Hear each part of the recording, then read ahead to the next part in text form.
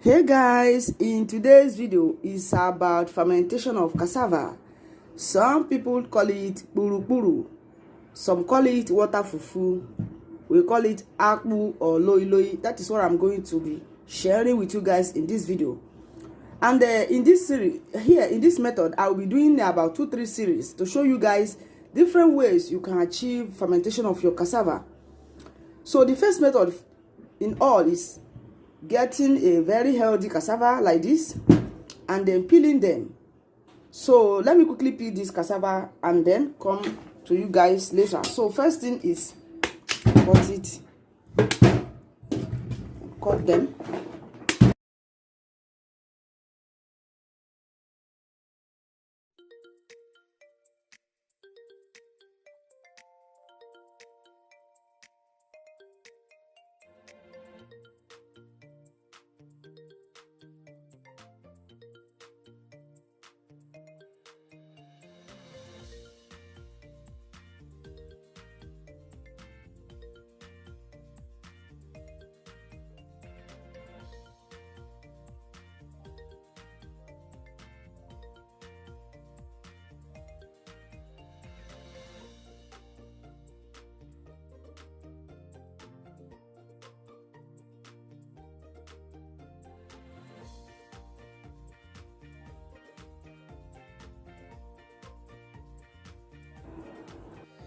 All right guys, so here we are with the washing and the peeling of the cassava.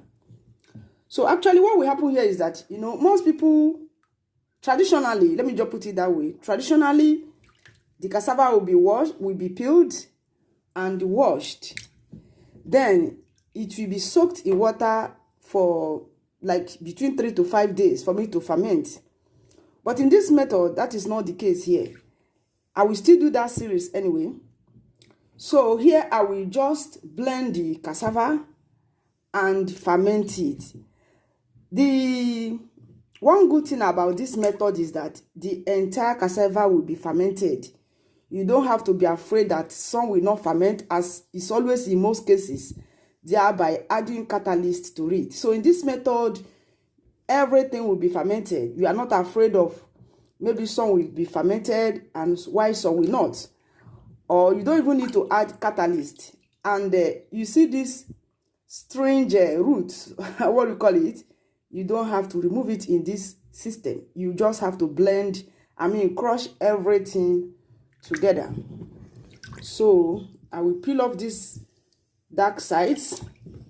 Any dark spot will be peeled off, and the entire thing will be crushed. So like this middle strange here, I won't remove it. I will crush it. If you know you don't have strong blender, you can just remove it, but I am not throwing it away. So now the next thing is to cut the tubers into desirable pieces. You remove the black patches and then cut them into pieces into your blender. So that is what I want to do now. Let me just show you guys.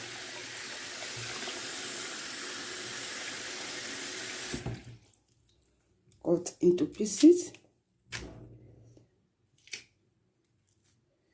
So that is it. And then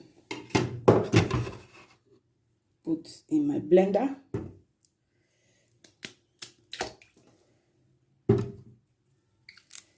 And then before fermenting, mostly I don't see people. I have used this type of method and it works out wonderfully, guys.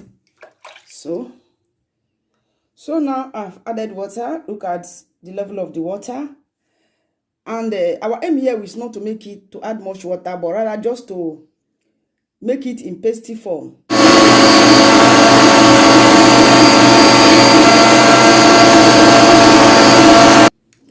All right guys, so this is the paste, the cassava paste.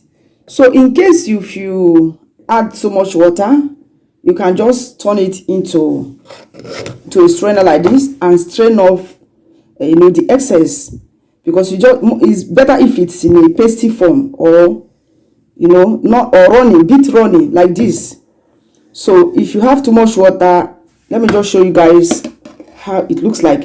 You know, normally you will like to pass this through an abrasive basket. That is if it was in the traditional way. But in this case, it has been, the entire thing has been smoothed away. Can you see it? So if you have too much water, you just strain it to have it in more pasty form, you know. So, but that doesn't mean that the entire water should be dried out, else the color will not be nice, or it will not look whitish at the end of the day. So the essence of passing it through this abrasive or through the filter is just to remove excess water. So that's just it. The good thing again, let me repeat it, is that at the end of the day, you don't have to pass it through this abrasive. You don't have to wash it like the traditional way again. So the entire thing has been smoothened, both the strings in between, everything. So this is a very simple and a very beautiful method that I have been using. I have been using this method, and it's very, look at the water coming out along with some of the starch. But this is not compulsory, guys. The essence is, if you have too much of water, you can also pass it through mesh, you know, or through any muslin cloth. So that is just it. So this is how it looks like. I'll be fermenting it in this small bucket. So now, when you want to do the second batch, you just take the water strained from the abrasive basket and blend the second phase.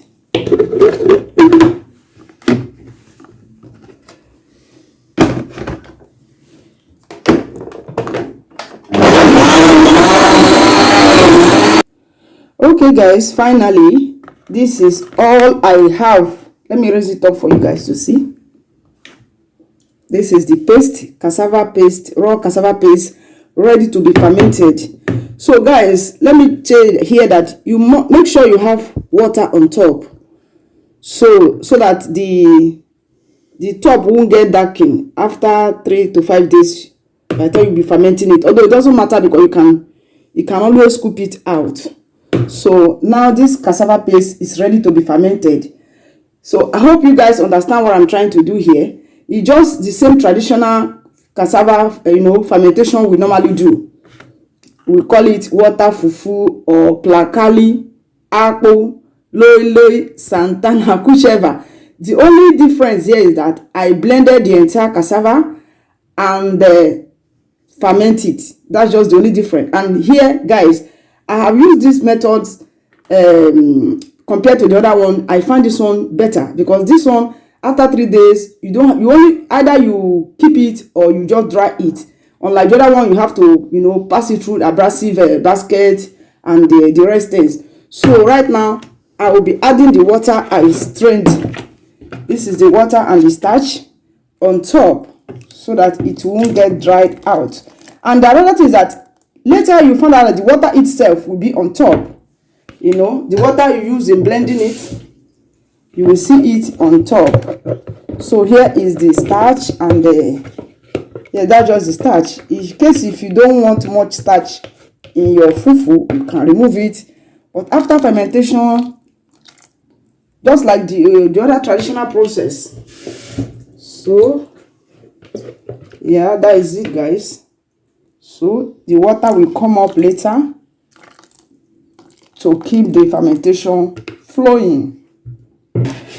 And yes, make sure you clean the edges, the sides.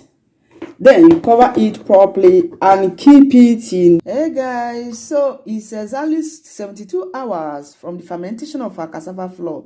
So let me just show you the level of the water here. As you can see, the level of the water from the transpiration of the fermentation bucket. So right now, let me show you guys. Wow, look at it.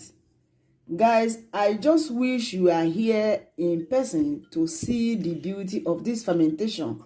So as you can see, it's exactly 72 hours of the cassava fufu fermentation. So what I will just do now is I will take out this old fermented water before pouring into the burlap sack. to have our cassava dough. So this is what I was explaining to you guys last time. Here I don't have to wash it bowl. Yeah, so it's ready right now. It has been blended, both the shaft, the syringe, whatever. So let me just take out this water and then change it with new water. So I will just, wow guys, this is very beautiful, very, very beautiful and clean. Yeah, I love what I have here. I just love what I have here, guys.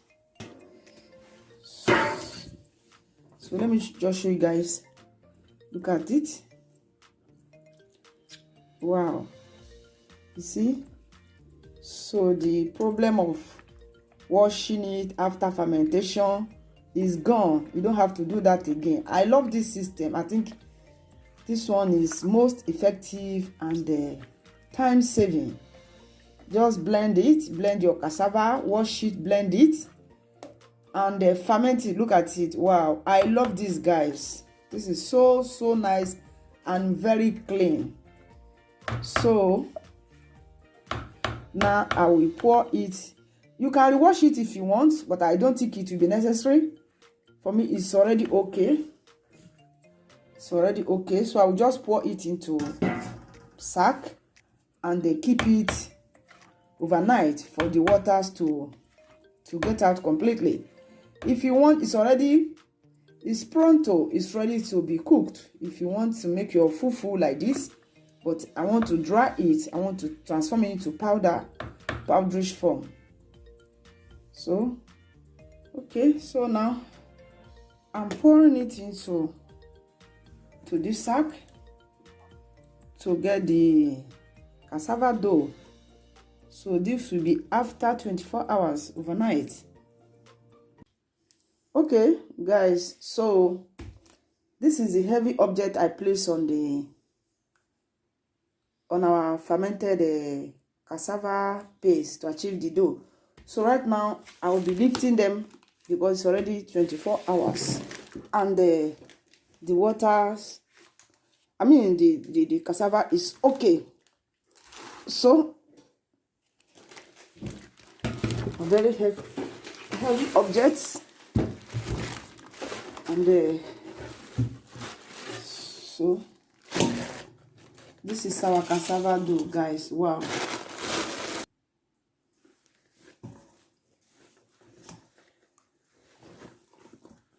wow guys. This is amazing. Yeah, just amazing. Just look at what I have here. Wow. You see? So here we are with the cassava. This is our fermented cassava dough.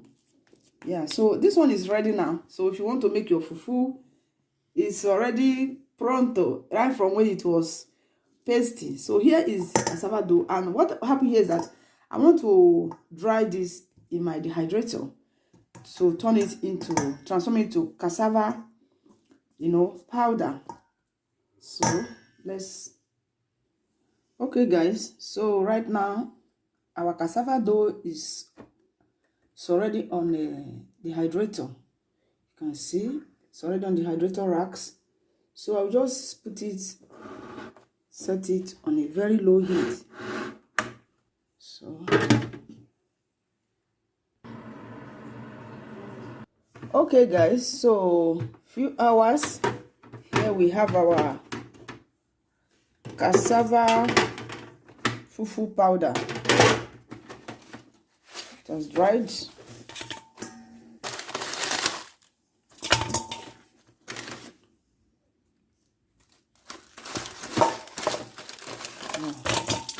Just take 3 hours to dry because so this is our cassava dough.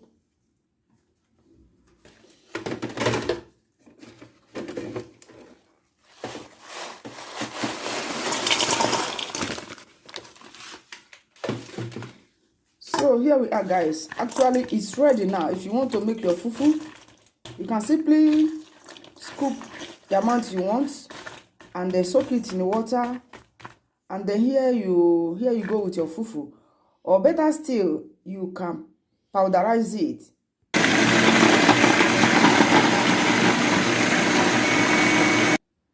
Okay guys, so just for the sake of this video, I decided to blend it into powder again, just to powderize it.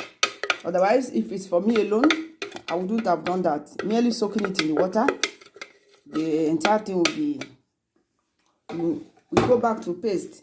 So finally guys, this is our fermented cassava flour. Wow guys, this is very, very beautiful, and I think this is one of the simplest way. So here I am not sieving this flour because my blender, you know, did a very nice job. It blended the entire thing, the shafts, the strings in between the tubers, everything got blended. So look at it here. And then make sure your flour is completely dry. I mean, make sure it's humidity free before putting it in an airtight container for every eventual future usage. All right guys, so watch out for the second method of fermenting your cassava for the preparation of your apple, loi santana, placali, 6 to 6 or whatever you call it. Thank you guys for watching this video. Bye bye.